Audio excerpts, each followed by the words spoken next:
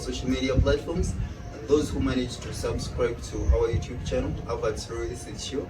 Thank you very much. And today we are back for yet another episode, and this time we are looking at something that is being a threat in real estate industry, and to all prospecting real estate practitioners. They are looking at repair and maintenance as a threat, and that's our point of focus today. Today we are really going to educate and teach our viewers and all real estate practitioners what repair and maintenance issue is. And we are hosting an expert in that very field at Avarts Housing Ltd, the operations manager, Mr. Mukasa. You're welcome, Mr. Mukasa. Thank you, Mr. Israffil, for hosting me today. Thank you. You're welcome. Really, if we talk about repair and maintenance issue, before we go any more further, what should come into someone's mind when they hear about repair and maintenance issue? Repair and maintenance, basically it can refer to rectifying damages or defaults that usually affect the property. That is basically under the repair. Then the maintenance is the routine activity that always takes on the property to make sure that it is habitable, to make sure that it is in good condition. It's just a routine way of ensuring that a property is habitable, good in good shape, and also appealing to the people that are staying there. Yes. Thank you.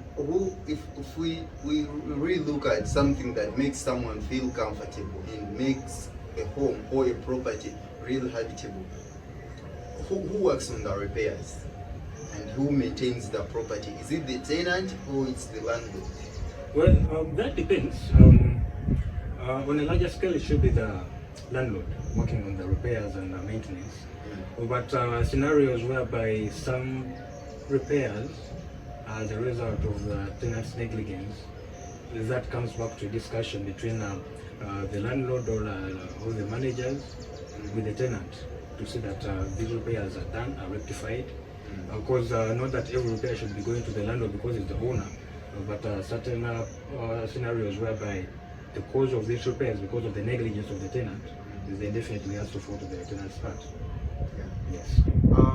If now that you've explained, you've told us about repairs. Now if we come about maintenance, because in maintenance, this here we have working on the what is maintenance anyways? What are considered in maintenance?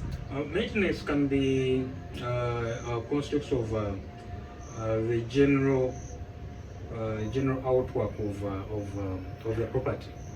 Let's say repainting, in case the painting is worn out.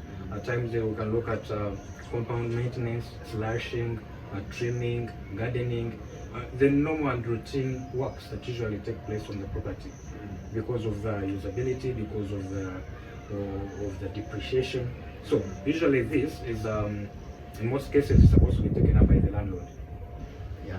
Because you'll find that most of these places that are supposed to be maintained are common areas, whereby you can't say that, okay, unless when it is you have an understanding with the tenants, and then maybe you can bring them in to make a chip or a contribution towards the maintenance. Yeah. Looking at that, what now we are educating. I may be, yeah. I mean, it sounds like that, but now we are looking at maintenance. So, what are the proper procedures you as the managers or landlords should put in place? Okay, you as Avarts, what are the proper procedures do you put in place to ensure that the condition or the environment is really harmonious, is really worth to live, is really habitable? What are the procedures have you put in place or that you have to put in place to make sure that the environment is habitable? Well, Mr. Israffil, I think for this, we usually have routine checkups of the properties. Yeah. We may be the managers, we have the landlords above, then we have the tenants, but then we should be having a routine checkups of the properties to see what is happening. Is everything in order? equipment that all the installations that are supposed to be in the property, are they all functioning? Second, we also have caretakers on ground that usually give information. These are like the first point of contact in case of anything, because most of the times you find that we're not on ground, but we have a caretaker who is on ground who is going to be reporting anything that is not working well, any defect, any complaint from the tenant that hasn't reached us at office, something like that. So we have a system that runs from the offices of administration, then field work, then we have the core on ground, the caretakers, service providers who can do the routine checkups together with the operations officers and managers. So it is like a circular kind of work that we do. It's a collective effort. Exactly. So as everyone takes, everyone is responsible. Yeah. Whoever is the stakeholder of the property is responsible to notice and inform the responsible people to work on it. Exactly, because someone might say that you might rely on the information of the tenant. Now, I want us to look at a scenario. You have very many pending works that have to take place at a particular moment on that very day. And you have them in different locations, on different properties. How do you prioritize your work, and which one would you prioritize? How to ensure that you have a successful run and a successful operation at the company? For us at Avarts, we believe in teamwork. Yeah. So that is one of the key issues that drive our workforce. But still, we have to ensure that there is proper coordination between the service providers and the supervisors of these service providers. Yeah. I can give an example that if at all you have a pending plumbing issue and you have a plumber here in Zambia, and there is a plumbing issue that's supposed to be taken care of in Nigeria, definitely if at all you have no database, if at all you have no proper coordination with various people of the same profession, you will have a crisis. You won't be able to execute the tasks that are supposed to be executed, especially the repairs, on time, and that is going to be a mess. So it all comes back to the coordination, how you coordinate with your team, the supervision team, and also the service providers, the database you have that is going to help you to run these errands on time and to ensure that effectiveness is done to satisfy the landlord and also the tenant. And be ensure that even the company is okay with what is going on. Exactly. I want us to, talking of various properties, how do you handle these various properties with different landlords, different tenants, different service providers, and they all have a totally different mindset? For example, I can imagine that you may find that the tenant of property A is okay with working on the repairs on his property, provided they are in his or her way to do, if it entitles him to do that very repair. Now, how do you manage this? Assume that you have a landlord B. This landlord is a bit hesitant, and then you have an emergency that has to be tackled or that has to be worked on as soon as now. How do you manage those landlords, and what has been your experience as the operations manager at a company that has been in existence for 16 years? Well, of course, challenges come here and there in the line of work. But I could say that as long as you execute, you put across the issue at hand. Because of course, no landlord would like to see his property go to waste because of a mere kind of repair that's supposed to be done. As long as you communicate, the key issue is communicating here. Communication is key in saying that these works are effectively done without putting any kind of doubts, and also not jeopardizing the integrity of Avarts and also the people that you're working for. So in such a scenario, we have to make sure that there is effective communication. Explain exactly what is happening on ground. Since you're the manager there, you should be able to elaborate that so and so, or this and this is happening, and it needs urgency. I don't think a landlord can be hesitant to say that, okay, we can hold on until the situation escalates. Yeah. The only issue that may come up maybe if at all the repair lies in between on the boundaries, tenant or landlord. That's where maybe the delays can be negotiating with the landlord and also the tenant to see that at least we meet on a common ground to see who is doing these repairs. But out of the experience and the number of properties we have, of course, each property gives you, each tenant, landlord gives you a different experience. It is key to know how you handle different landlords and tenants at a particular time.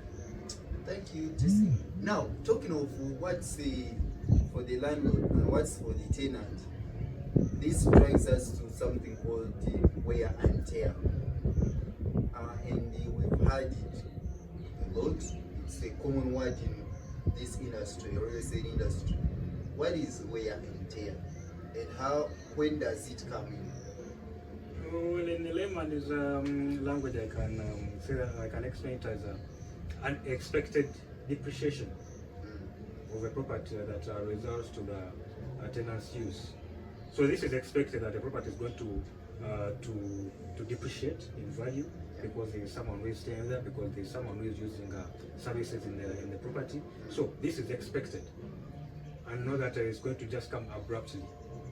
It's just a matter of time because of the longevity of the property, how long it has been in existence, and also the people that have been occupying it. Yes. Yeah, thank you.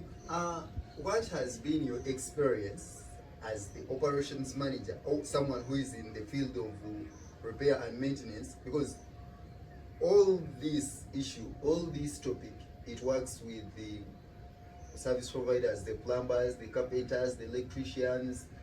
What has been your experience with working with them, and what could be your recommendations? Because I can imagine that some of these service providers, especially here, we have people whom in Uganda, we have people who are in these sectors, especially that they don't need much profession, that I have to go to school, I have to go to university, and I learn how to be a welder. But for them, they think that the dropouts, if I can say, I'm sorry to use this word, but they are the ones who are commonly in these works. How do you handle them, being that you're in a professional industry and you're trying to professionalize it? Now you're working with someone who doesn't know about your profession, who doesn't want to really know about it. How do you handle that, and what has been your experience? And if you could maybe give us the recommendation on how to deal with these service providers. Thank you. Well, the key word here is professionalism. As at Avarts, we ensure that there is professionalism in everything that we do, be it in the finance department, be it in the management department, be it in the marketing, and also the maintenance department. We ensure that there is professionalism, and even the people that we use, the service providers, we ensure that there is the exhibit a high level of professionalism while they are executing this task. Because we have a lot of people that are of different calibers, different cultures, different nations that know, of course, that given the fact that there is Avarts managing this property, they know that we're going to be exhibiting a high level of professionalism. So even the people that we are going to be using on such properties, we always ensure that they exhibit the same. They represent us where we're not at a particular moment. So how we deal with them, it comes back to background check. Yeah. By the fact that we've been in the real estate industry for the last 16 years, of course it gives us an advantage to know that, okay, this and this, this kind of service provider is professional, this is substandard, we can use them on this project.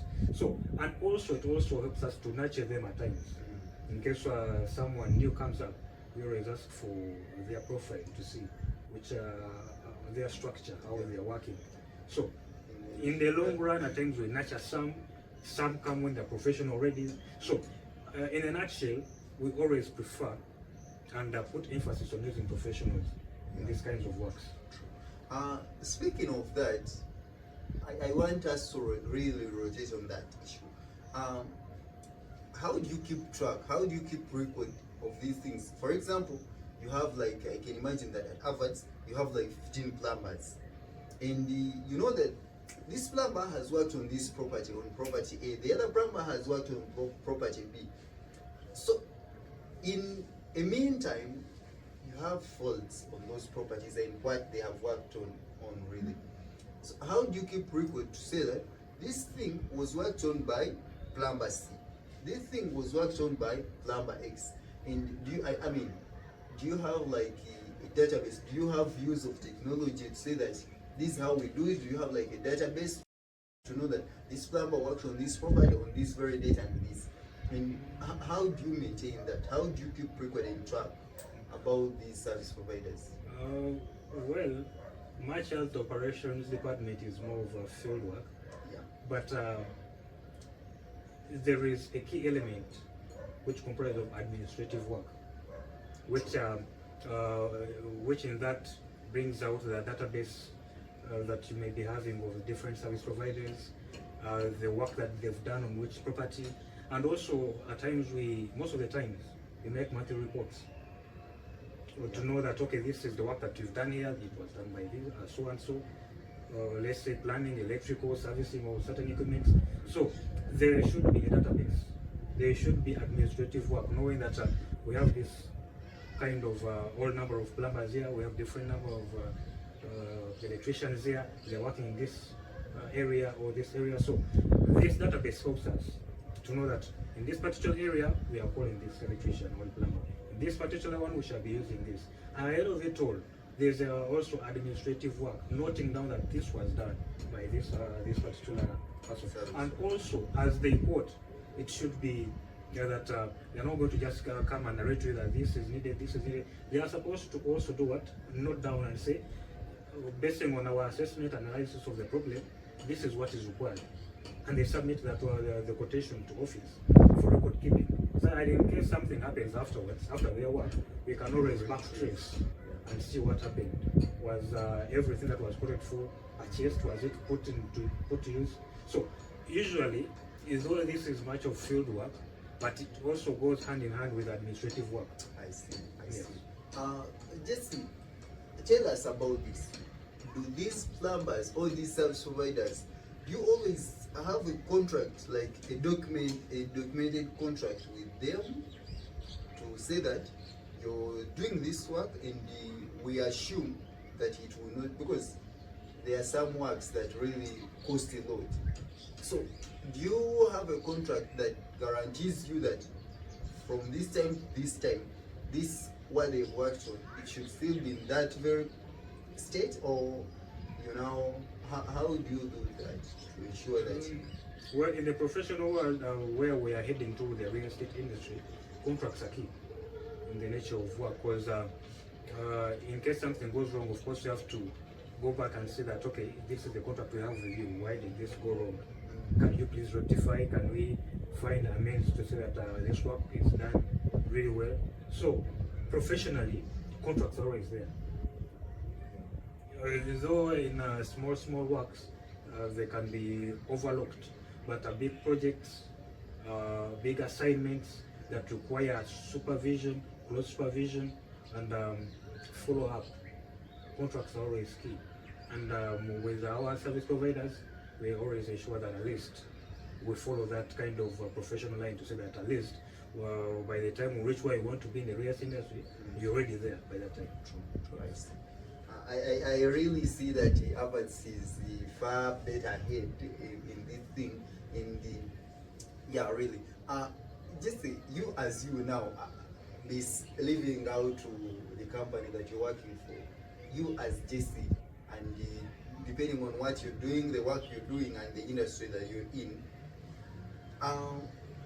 what's that new skill that would maybe require like a certificate, or that new skill that you need to add on what you have? I imagine that you studied a real estate course at university.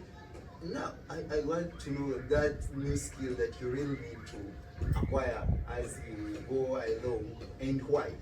Well, there are many skills. Because by the nature of my work, I interact and interface with different service providers, plumbers, electricians, masons. So many skills that I always come up with. At times, I may go to a certain property, and before even calling someone, at times you first analyze and say, okay, what is who should be doing this particular work?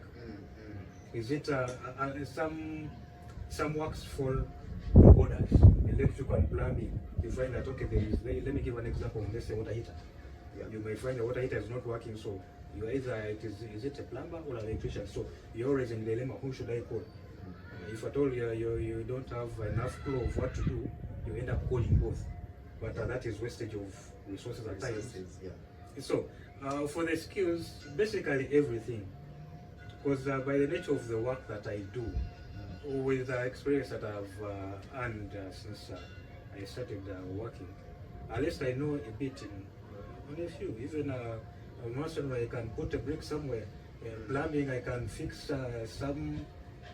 some pipes, electrical, circuit breakers. So Yeah.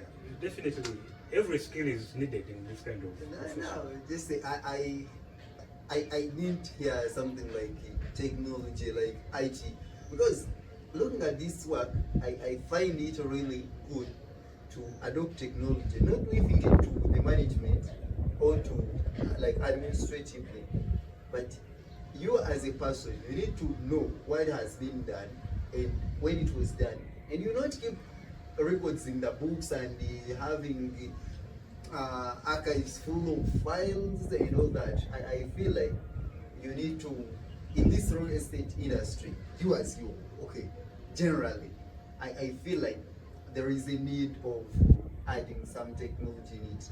Much, not even some, adding much technology in the sector. And you wish to do some IT and apply it to what you're doing. I feel like it would be really perfect and better.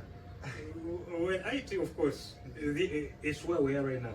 Yeah, The world is going global. yeah. The globe is moving around the technology.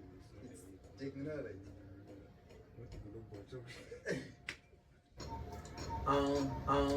As we are coming to the closure of this station, this episode.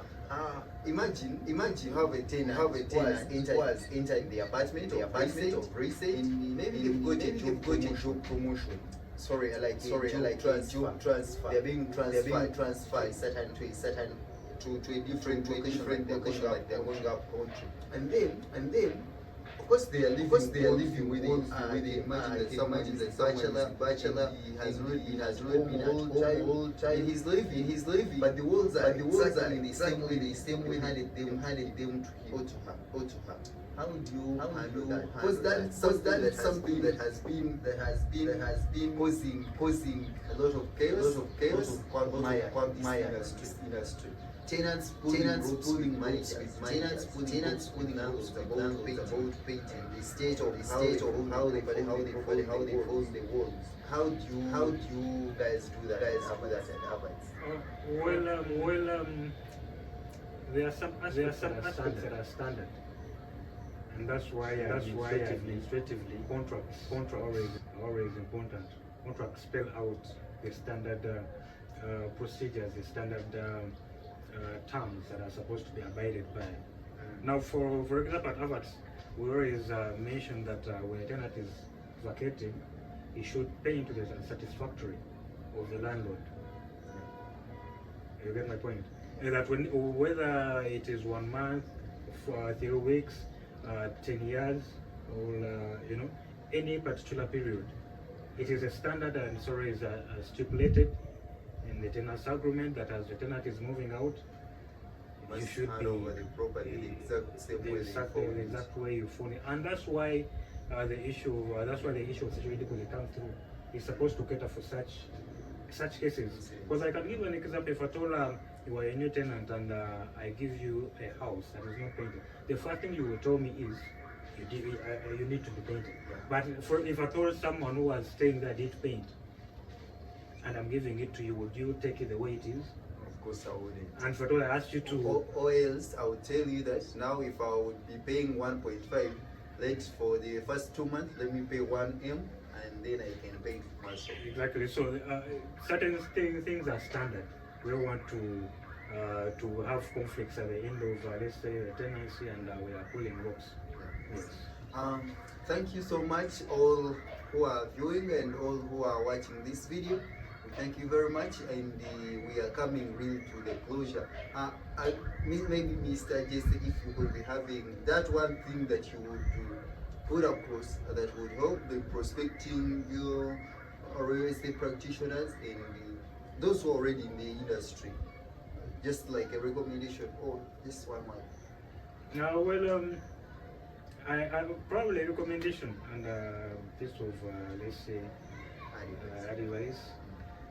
It is a tricky industry that we are in. We are dealing with a lot of unprofessionals in the daily life, daily work. So even the tenants themselves are not so much conversant of what's happening with management, property management, maintenance, repairs. So you're going to have challenges every now and then. But as long as you spell out, let me just generalize it to both the landlord, tenants, and also the prospecting managers. There should be key communication tools to these kinds of stakeholders, because you are the middle person, you are the middleman. You are connecting the landlord to the tenant. So you are like a shock absorber. The landlord will come and hit you this side, and also the tenant will hit you this side. You are in the fix there. So it is upon you to make sure that at least you are resilient enough to manage the pressure, to manage that, to manage all issues that come by in your line of business. It's not an easy job. Of course, there is no easy job. There is have challenges here and there, but it is resilience that I will need as a practitioner, and also for the landlords, Avarts is always there. We are tested property managers, 16 years of experience. We are proud of what we do. We do it with love, with resilience, with commitment. So don't get afraid. Don't get afraid of bringing your properties for management. We shall ensure that at least they are taken good care of, and also to your satisfaction. Perfect. Thank you so much, Jesse Joel Mukasa. And it all really, if you really need to practice in this industry, you need the resilience, as he has said. And in all other fields, that's what it takes. And the landlords, you don't have to suffer looking for money to construct the property, and then at the same time you suffer looking for tenants, you suffer collecting rent from them, you suffer maintaining the property. Why should you go all through all that hassle? Just reach out to Avarts at info@avarsuganda.com, and you'll be assured to rest well and to rest peacefully, have a peace of mind, give your property to really professional real estate practitioners and professional property managers. That is Avarts Housing Ltd. I thank you, and I still encourage you to follow all our social media platforms at Avarts Uganda, and look out for more on our website at www.avartsuganda.com.